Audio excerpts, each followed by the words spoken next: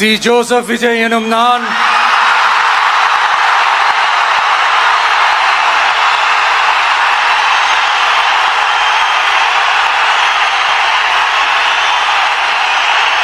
சட்டப்படி அமைக்கப்பெற்ற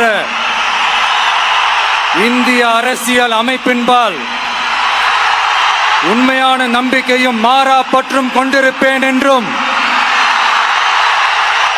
இந்திய நாட்டின் ஒப்பில்லாத முழு முதல் ஆட்சியையும் ஒருமையையும் நிலைநிறுத்துவேன் என்றும்